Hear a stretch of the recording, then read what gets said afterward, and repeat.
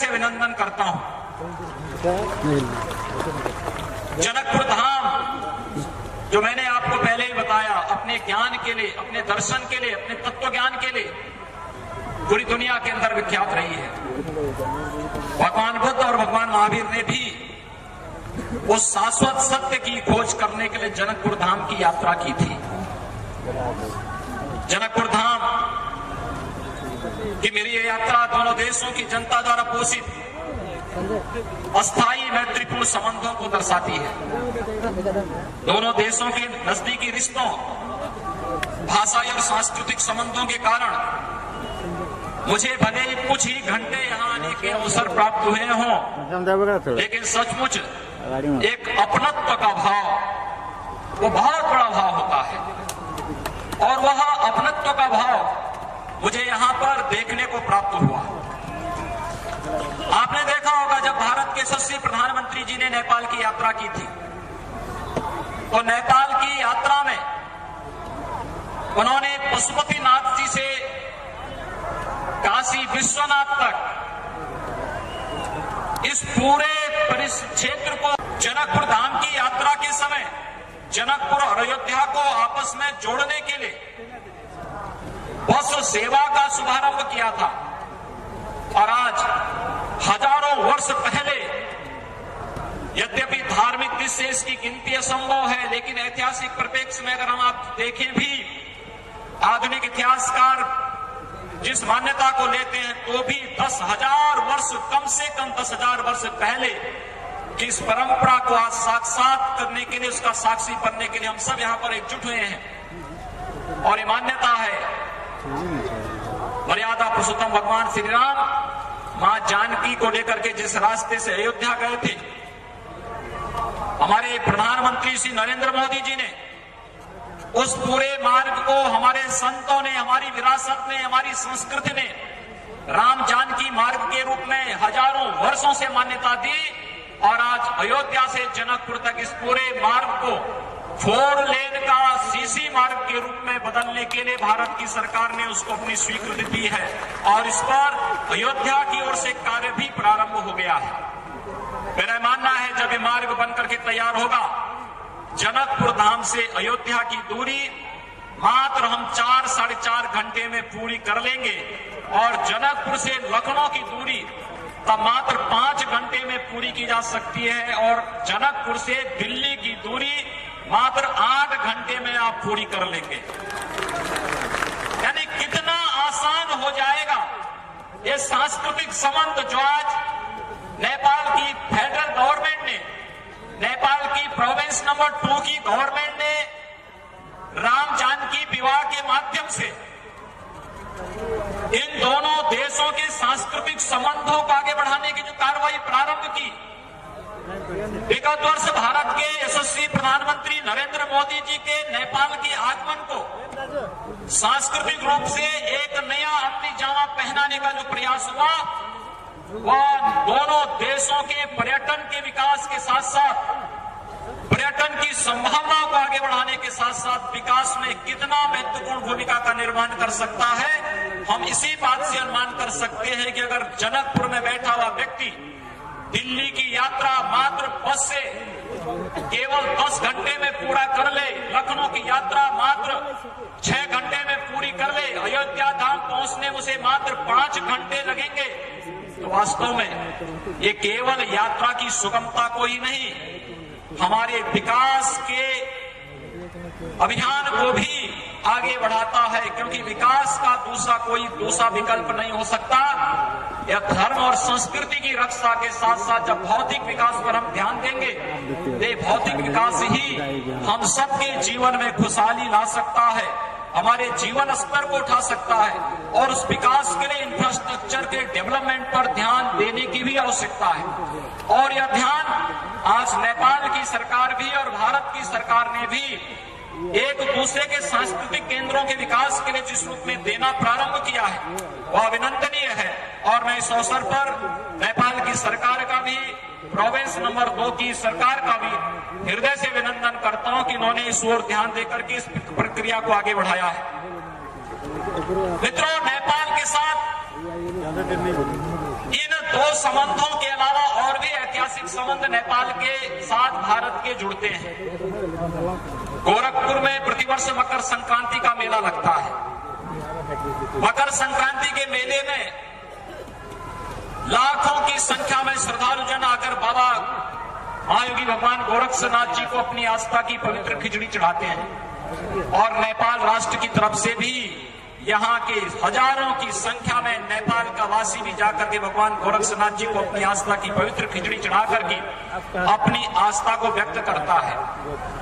नेपाल के राजकुमार रत्न परीक्षित, दांग के राजकुमार रत्न परीक्षित, जो रतननाथ के नाम पर विख्यात हुए थे, रतननाथ जी की यात्रा भी नेपाल में दांग से, रतननाथ मठ से और उत्तर प्रदेश के बलरामपुर जनपद में तुलसीपुर में आदिशक्ति मां पाटेश्वरी मंदिर पर जाकर के चैत्र नवरात्र में यात्रा निकलती है। पूरा भव्य आयोजन होता है। नेपाल से पूरी यात्रा जाती है। पूरे नवरात्र में वहां रह करके देवी की उपासना करती है और उपासना करने के बाद, नवरात्र के बाद फिर वो यात्रा उसी भव्यता के साथ वापस जाती है। और यही कारण है कि हम लोगों ने, न केवल भारत की सरकार ने भी, तो उत्तर प्रदेश की सरकार ने भी इस बात पर जोर दिया है कि नेपाल से जुड़ने वाले जितने भी मार्ग हमारे होंगे उन सभी को विकसित करने के लिए हमने एक मुफ्त धनराशि की व्यवस्था की, जिससे नेपाल और भारत की कनेक्टिविटी बेहतर हो सके। नेपाल जाने के लिए भारत के पर्यटकों को असुविधा न हो और नेपाल से आने वाले भाइयों और बहनों के लिए भारत में कहीं भी जाने के लिए कोई असुविधा न हो, इस बात को ध्यान में रख करके हम लोगों ने इस कार्य को आगे बढ़ाने का कार्य किया है। और इसीलिए आज मैं इस बात को कह सकता हूं कि हमारे लिए दोनों देशों की खुली सीमा, हम दोनों देशों के विकास के साथ साथ एक साझी विरासत को आगे बढ़ाने का, एक सभ्यता और संस्कृति को आगे बढ़ाने का एक अनुपम अवसर प्रदान करता है।